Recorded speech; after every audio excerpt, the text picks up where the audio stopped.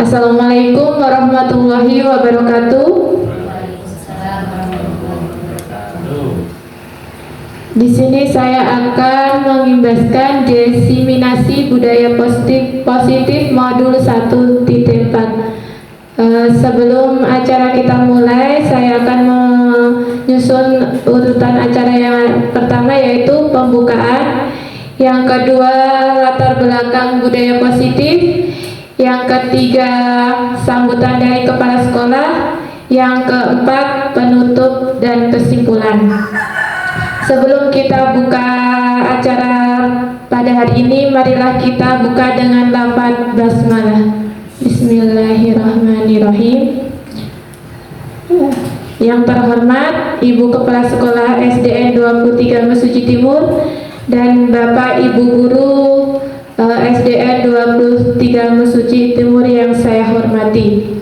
Pertama-tama marilah kita panjatkan puji syukur kita kehadirat Allah Subhanahu wa taala, yang mana pada siang hari ini kita bisa berkumpul dalam kegiatan pengimbasan budaya positif. Di sini saya sebagai pembicara akan menampilkan atau mempresentasikan hasil diseminasi budaya positif modul 1.4. Kedua kalinya salawat serta salam marilah kita panjatkan kepada junjungan kita Nabi besar Muhammad Sallallahu Alaihi Wasallam, yang senantiasa kita nantikan syafaatnya di yaumul qiyamah. Allahumma amin. Terima kasih atas waktunya Bapak Ibu sudah menyempatkan untuk hadir dalam kegiatan hari ini. Sebelum ke acara, saya akan menjelaskan tentang latar belakang budaya positif. Nah, perkenalan dulu ya Bapak Ibu. Ini fasilitator saya bernama Arsi Dirivia Fitri MPD, pengajar praktis saya bernama Arum Wijayanto, dan saya sendiri Yeni Mayasari, CGP Angkatan 11. Lanjut Pak. Latar belakang budaya positif ya. Budaya positif adalah keyakinan dan nilai yang disepakati yang menjadi kebiasaan bersama yang akan dilakukan dalam waktu lama. Budaya positif dapat diterapkan dalam pembuatan keyakinan kelas agar siswa merasa terlibat dan bertanggung jawab dalam menjalankan disiplin tersebut. Kemudian guru belum menerapkan penyelesaian masalah menggunakan segitiga restitusi. Guru masih seringkali menggunakan posisi kontrol sebagai penghukum, pembuat rasa bersalah, dan teman. Agar terjadi perubahan positif, maka perlu adanya kolaborasi antara warga sekolah. Ya, jadi di sini banyak sekali guru yang jarang menggunakan segitiga restitusi atau posisi kontrol. Biasanya guru seringkali menyalahkan murid tanpa dari hukuman itu. Sebelum ke selanjutnya, kita ice breaking dulu ya Bapak Ibu. Ice breakingnya, clue-nya berhitung. Clue-nya berhitung. 1 ditambah 3 sama dengan 4 tambah 3 sama dengan 8. 2 ditambah 5 sama dengan 7. Berapakah 2 ditambah 4?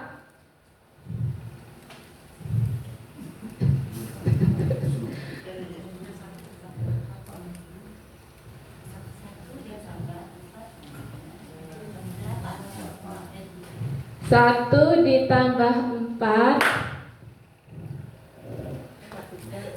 Lagi ya Bapak Ibu. 1 ditambah 4 sama 1 ditambah 2, ganti angkanya aja ya. 1 ditambah 2 sama dengan 7. Terus 4 ditambah 2 sama dengan 8. 3 ditambah 2 berapa ya Bapak Ibu? 3 ditambah 2.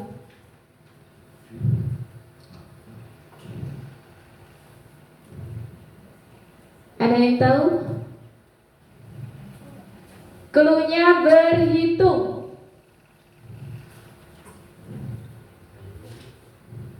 Ayo Pak.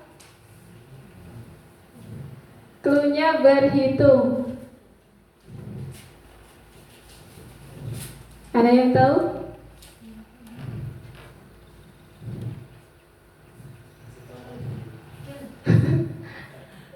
Ya contoh tadi kan cluenya berhitung.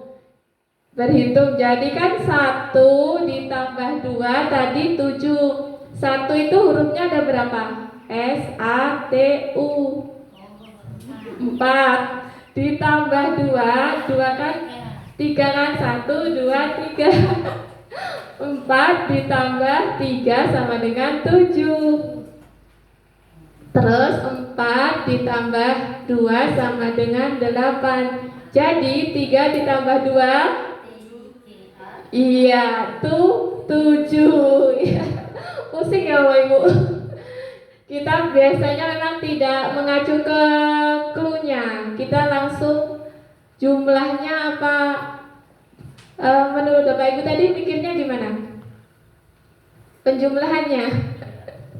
Ya, seperti itu ya, biar mengasah otak. Ya, selanjutnya. Sebelum kita ke konsep inti budaya positif, mohon untuk Ibu Kepala Sekolah mengasih sambutan. Kepada beliau saya persilahkan.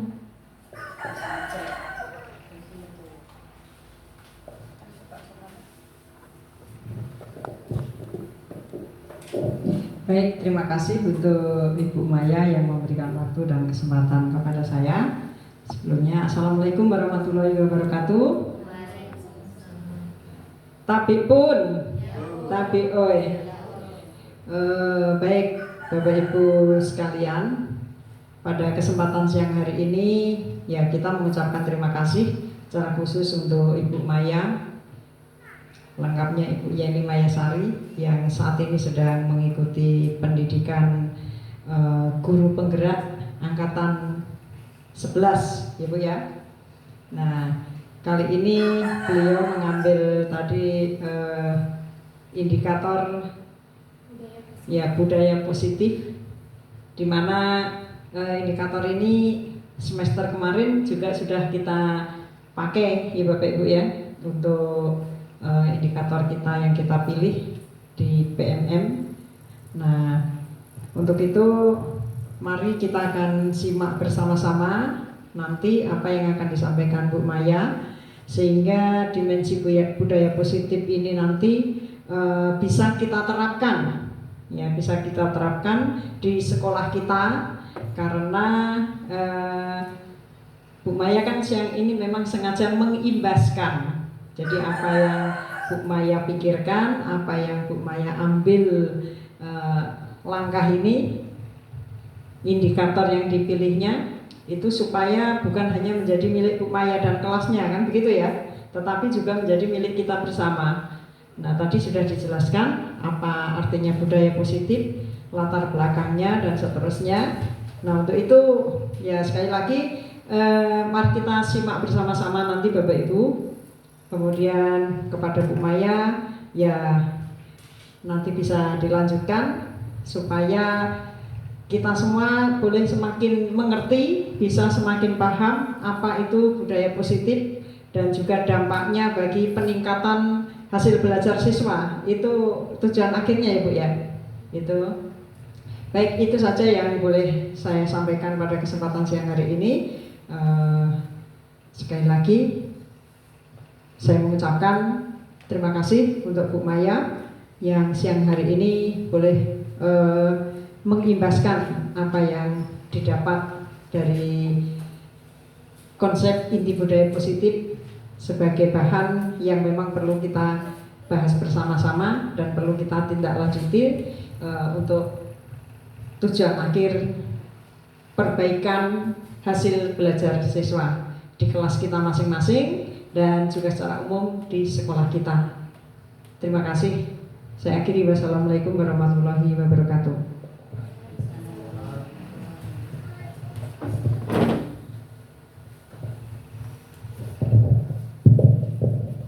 Terima kasih atas sambutannya kepada Ibu.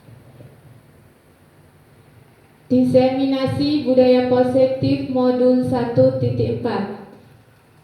Budaya positif oleh Yeni Mayasari SPD dari SDN Negeri 23 Mesjid Timur. Konsep inti budaya positif. Yang pertama, perubahan paradigma positif. Yang kedua, disiplin positif. Yang ketiga, nilai-nilai kebajikan. Yang keempat, kebutuhan dasar manusia. Yang kelima, motivasi perilaku manusia. Yang keenam, posisi kontrol guru. Yang ketujuh, keyakinan kelas. Yang kedelapan, segitiga restitusi. Pembelajaran dengan paradigma baru.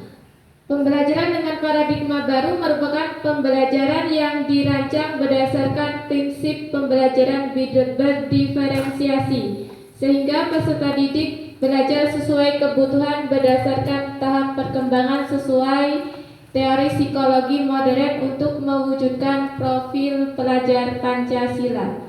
Nah, di sini profil pelajar Pancasila ada apa aja Bapak Ibu? Ada dimensi apa aja? Yang pertama, ya, beriman dan bertakwa kepada Tuhan Yang Maha Esa. Yang kedua, berkebinekaan global. Yang ketiga, mandiri, bernalar kritis, kreatif, dan gotong royong. Ya, selanjutnya Pak. Miskonsepsi tentang teori kontrol. Di sini ada ilusi guru mengontrol murid. Ada ilusi bahwa semua penguatan positif, efektif, dan bermanfaat. Yang ketiga, ilusi bahwa kritik dan membuat rasa bersalah mampu menguatkan karakter. Yang keempat, ilusi bahwa orang dewasa berhak memaksa. Ya, selanjutnya Pak. Nah, di sini ada mengubah paradigma stimulus respon ke pendekatan teori kontrol. Nah, di sini ada stimulus respon dan teori kontrol, yaitu perbedaannya antara stimulus respon dan teori kontrol bisa dibaca. Yang pertama, realitas atau kebutuhan kita sama, yaitu stimulus respon. Yang teori kontrolnya, realitas kebutuhan kita berbeda. Yang selanjutnya, semua orang melihat hal yang sama. Teori kontrolnya, setiap orang memiliki gambaran yang berbeda. Yang ketiga, kita mencoba mengubah orang agar berpandangan sama dengan kita. Teori kontrolnya, kita berusaha memahami pandangan orang lain tentang dunia. Stimulus responnya, perilaku buruk dilihat sebagai suatu kesalahan. Teori kontrolnya, semua perilaku memiliki tujuan. Yang stimulus respon, orang lain bisa mengontrol saya. Teori kontrolnya, hanya Anda yang bisa mengontrol diri Anda. Stimulus respon, Saya bisa mengontrol orang lain, teori kontrolnya Anda tidak bisa mengontrol orang lain.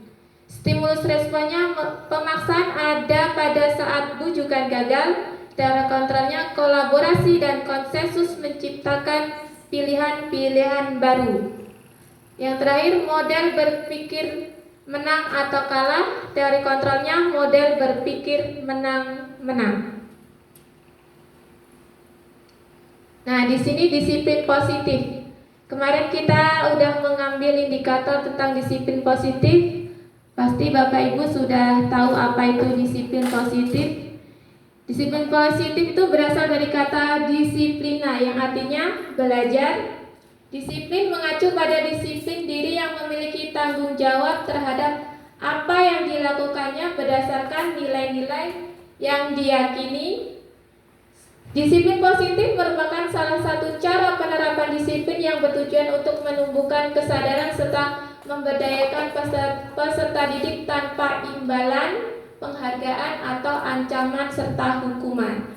Jadi disiplin positif ini adalah menumbuhkan kesadaran agar peserta didik itu tanpa imbalan, penghargaan atau ancaman atau hukuman. Ya. Selanjutnya, sebagai pendidik, tujuan kita adalah menciptakan peserta didik yang memiliki disiplin diri sehingga mereka berperilaku mengacu kepada nilai-nilai kebajikan universal dan memotivasi intrinsik dalam perubahan ke arah yang lebih baik. Jadi tujuannya untuk menciptakan peserta didik yang memiliki nilai-nilai kebajikan yang universal. Nah, di sini yaitu nilai-nilai kebajikan. Nilai-nilai kebajikan di sini ada ya, contoh nilai kebajikan institusi atau organisasi. Nilai kebajikan itu yang disepakati bersama lepas dari suku, bangsa, agama, dan bahasa maupun latar belakang.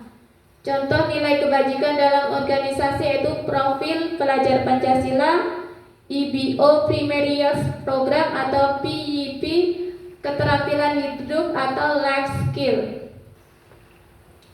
Nah, di sini selanjutnya kebutuhan dasar manusia. Kebutuhan dasar manusia adalah segala sesuatu yang kita lakukan untuk mendapat apa yang kita inginkan. Seluruh tindakan yang kita lakukan memiliki tujuan tertentu dan semua usaha terbaik yang kita lakukan adalah dalam rangka agar kebutuhan dasar kita terpenuhi dengan baik. Yaitu kebutuhan dasar manusia, intinya yaitu segala sesuatu yang kita lakukan untuk mendapatkan apa yang kita inginkan. 5 kebutuhan dasar manusia. Yang pertama ada kebutuhan bertahan hidup, ada kebutuhan cinta dan kasih sayang, ada kebutuhan kebebasan, kesenangan, dan kekuasaan. Nah, di sini motivasi perilaku manusia. Untuk menghindari ketidaknyaman atau hukuman, yang pertama, yang kedua untuk menjadi orang yang mereka inginkan dan menghargai diri sendiri dengan nilai-nilai yang mereka percaya. Yang ketiga, untuk mendapatkan imbalan atau penghargaan dari orang lain. Nah, di sini ada hukuman, ada konsekuensi dan restitusi. Kalau hukuman itu biasanya sifatnya menyakitkan, harus terjadi. Kalau konsekuensi itu sesuatu yang harus terjadi. Sedangkan restitusi yaitu merupakan pilihan. Jadi harus bedanya hukuman, konsekuensi, restitusi itu ada. Nah, kalau hukuman ini contohnya misalnya guru menghukum siswa tersebut hormat bendera selama 10 menit, itu namanya hukuman. Kalau konsekuensi, guru memberikan konsekuensi untuk mengerjakan PR-nya saat istirahat atau dikerjakan sebanyak 3 kali lipat. Kalau restitusi yaitu guru menanyakan keyakinan kelas atau dirinya dan membantu siswa menyelesaikan masalahnya. Nah, itu bedanya hukuman, konsekuensi, dan restitusi. Kalau hukuman itu pasti terjadi, Kalau konsekuensi biasanya ada, kalau restitusi yaitu pilihan, ada pilihan di situ. Nah, di sini ada 5 posisi kontrol restitusi. Yang pertama ada penghukum, ada pembuat rasa bersalah, ada pemantau, ada manajer, ada teman. Ini tadi yang gambarnya seharusnya di sana. Nah, untuk penghukum, kalau penghukum itu patuhi aturan sekolah lalu berdiri di depan barisan. Kalau pembuat rasa bersalah, berapa kali Bu Guru harus memberitahu kamu, Ibu kecewa sama kamu?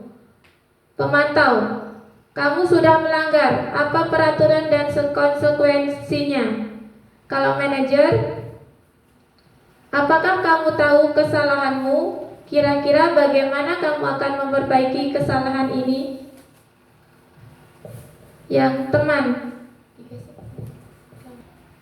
contoh penerapan 5 posisi kontrol. Kasus siswa tidak memakai atribut lengkap saat upacara bendera. Kalau posisi penghukum biasanya patuhi aturan sekolah lalu berdiri di depan barisan. Biasa nadanya agak tinggi.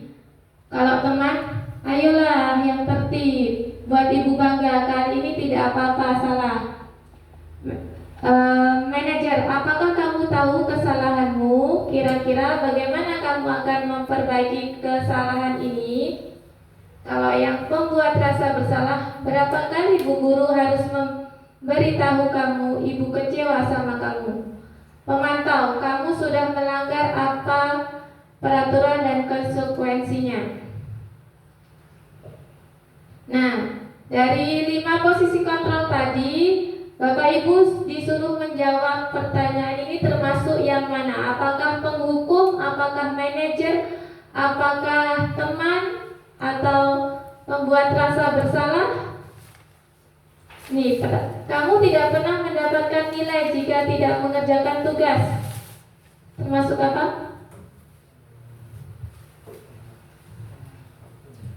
Ya, penghukum, benar ya, penghukum. Yang selanjutnya, Pak. Saya kecewa sekali denganmu. Apa tadi? Penghukum apa pembuat rasa bersalah? Ya, pembuat rasa bersalah. Selanjutnya, kamu tidak pernah benar melakukannya. Ya, coba tadi ngomong. Ya, penghukum. Ya, benar. Selanjutnya, ayolah lakukan demi Bapak Ibu. Teman. Kalau yang tadi yang manajer ada nggak Bapak Ibu? Yang manajer yang apa rencanamu untuk menyelesaikan masalah ini? Ini teman apa manajer? Iya, manajer. Apa rencanamu untuk menyelesaikan masalah ini ya? Ini termasuk ke posisi kontrol yang manajer. Lanjut Pak. Ya paham Bapak Ibu antara penghukum, pembuat rasa bersalah, manajer, teman. Nah itu kita bisa memposisikan 5 posisi kontrol tersebut. Jadi kita itu sebagai apa di sini? Yang baik untuk guru itu sebaiknya sebagai apa? Posisi apa? Apakah teman? Apakah manajer? Apakah penghukum? Apakah pembuat rasa bersalah? Ya, yang paling bagus itu yang manajer. Sebagai manajer kita. Nih ada contoh nanti videonya. Nih Pak, kasih video dulu. Yang ini Pak. Iya.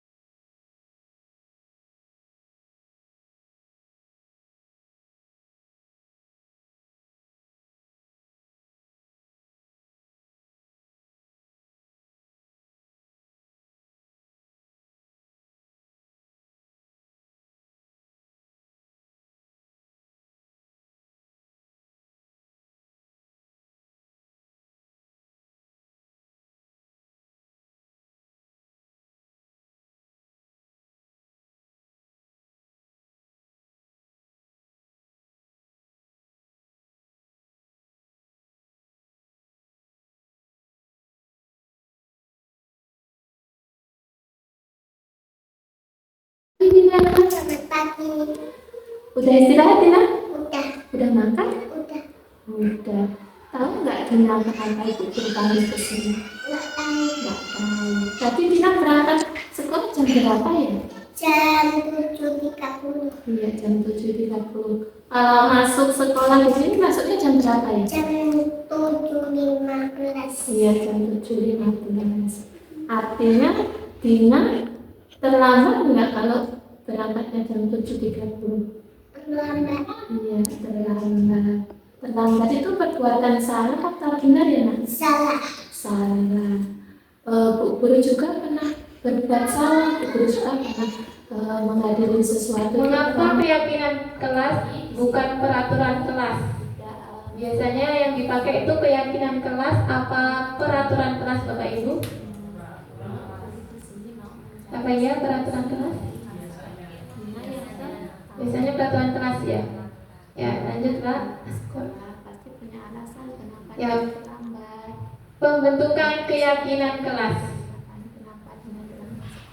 Di sini biasanya menggunakan pembentukan keyakinan kelas. Ya, yang pertama bersifat abstrak, yang kedua berupa pernyataan universal, yang ketiga dibuat dalam pernyataan positif, yang keempat sedikit saja agar mudah diingat, sesuai dengan kondisi kelas dan sekolah sehingga mudah diterapkan. Semua warga sekolah atau warga kelas dilibatkan saat membuat keyakinan kelas.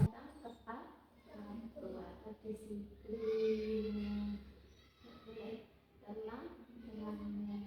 jadi baik sekarang apa yang Dina lakukan agar Dina datang tepat waktu? Tidurnya harus mau diajar baik ya. Dina tahu apa yang harus Dina lakukan agar Dina tidurnya nggak kesengat? Tidur lebih awal. Baik. Mulai hari ini Dina harus melakukan perubahan yang lebih baik lagi ya, untuk bisa menjadi anak yang disiplin dan tepat waktu. Dina bisa? Bisa. Oke, terima kasih ya Dina. Terima kasih ya, semoga Dina bisa melakukan perbuatan yang lebih baik lagi, menjadi anak yang disiplin dan tepat waktu.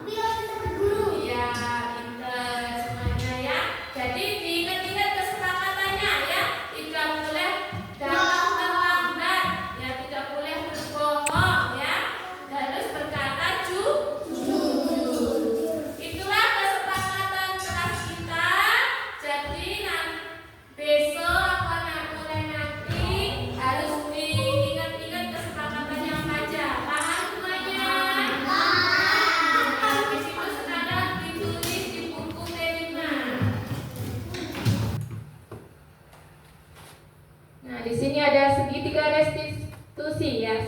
Segitiga restitusi yaitu suatu proses dialog yang dijalankan oleh guru agar dapat menghasilkan murid yang mandiri dan bertanggung jawab. Nah, di sini segitiga restitusi ada menstabilitaskan identitas, ada validasi tindakan yang salah, ada menanyakan keyakinan.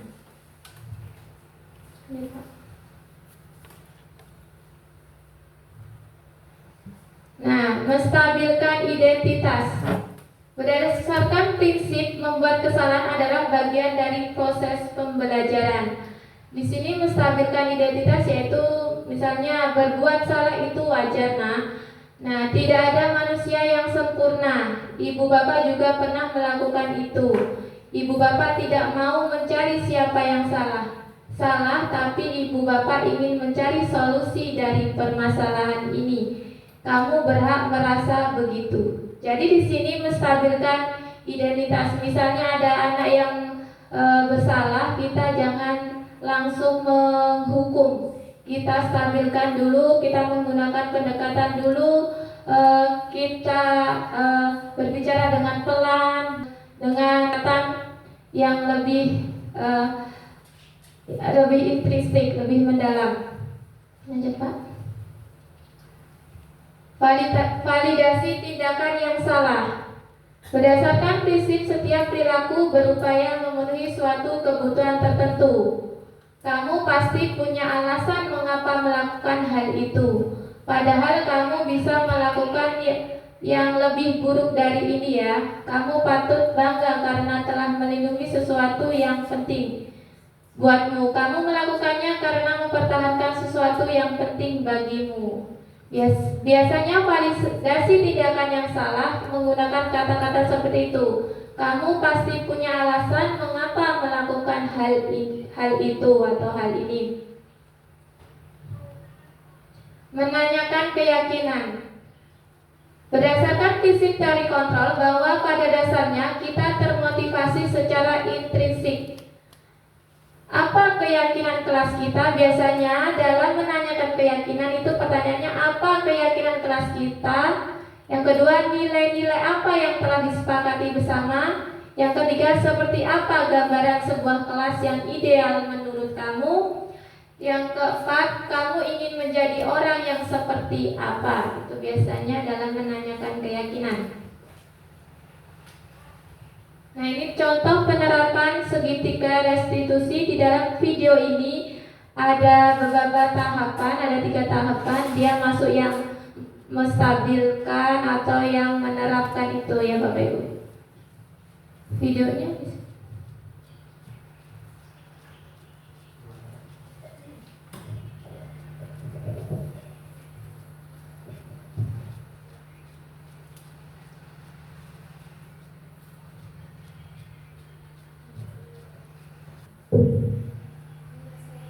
penerapan segitiga restitusi. Di sini ada menstabilitaskan identitas, ada validasi tindakan, ada keyakinan kelas. Nah, di dalam percakapan ini saya menanyakan kepada anak didik saya karena dia itu datang terlambat awalnya itu. Datang terlambat kan, dia ketok pintu itu, "Assalamualaikum Bu." Nah, saya suruh duduk terlebih dahulu, gak langsung saya hukum dia. Jadi saya suruh duduk. Setelah istirahat baru saya panggil anaknya. Saya bicarakan baik-baik sama anaknya. Kenapa tadi bisa terlambat, Nak? Apakah tidurnya kemalaman? Apa bagaimana? Saya tanyakan kepada anak ini.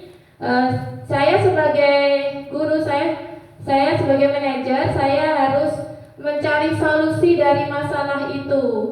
Nah, solusinya bagaimana ya Bapak Ibu? Solusinya saya suruh anak itu tidurnya jangan malam-malam. Seperti itu ya Bapak Ibu. Nah, ini selanjutnya refleksi. Next. Assalamualaikum warahmatullahi wabarakatuh. Nama saya Dina Ibunda Alka. Saya senang karena Bu Maya membantu saya mencari warahmatullahi wabarakatuh. Nah, refleksi ini berisikan dia merasa senang karena ibu gurunya memberikan solusi kepadanya agar dia tidak terlambat. Seperti itu. Nah, kesimpulannya dari sini kita bisa belajar tentang budaya positif, yaitu budaya positif akan menimbulkan rasa aman dan nyaman pada murid dalam proses pembelajaran. Budaya positif juga mampu mendorong murid untuk mampu berpikir, bertindak, dan menciptakan sebagai proses memerdekakan dirinya sehingga murid menjadi lebih mandiri serta bertanggung jawab. Jadi kita gunakan budaya positif ini agar bisa kita terapkan dalam pembelajaran kita sehari-hari. Nah, itulah yang bisa saya sampaikan. Dari sini ada pertanyaan, Bapak Ibu? Salah satu ada yang nanya, biar.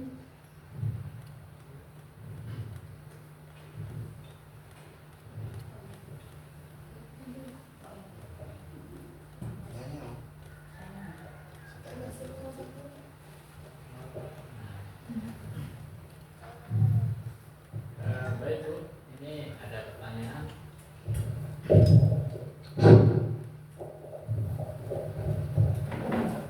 Terima kasih waktunya.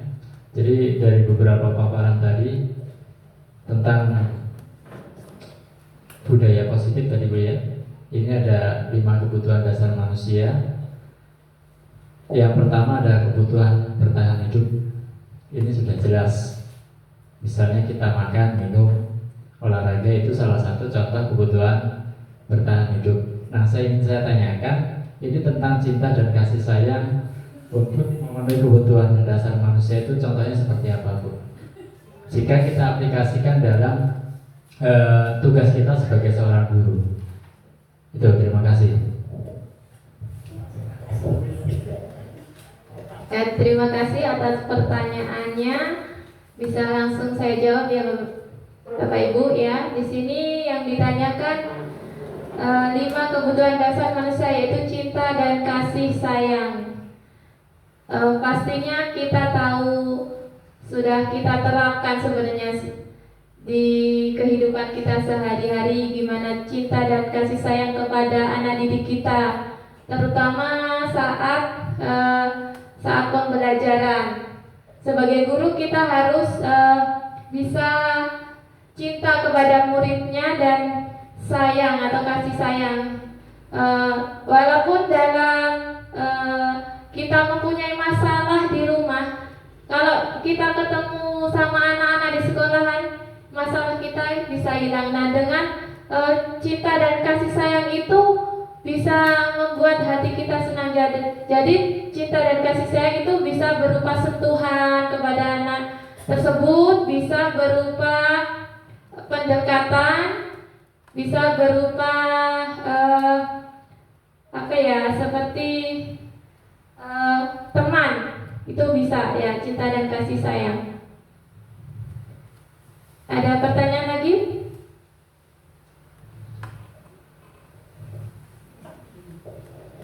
Ya, mungkin itu yang bisa saya sampaikan.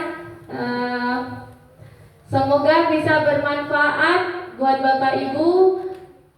Kurang dan lebihnya saya mohon maaf. Saya akhiri. Wassalamualaikum warahmatullahi wabarakatuh. Waalaikumsalam warahmatullahi wabarakatuh. Terima kasih atas waktunya dan kesempatannya. Salam dan bahagia.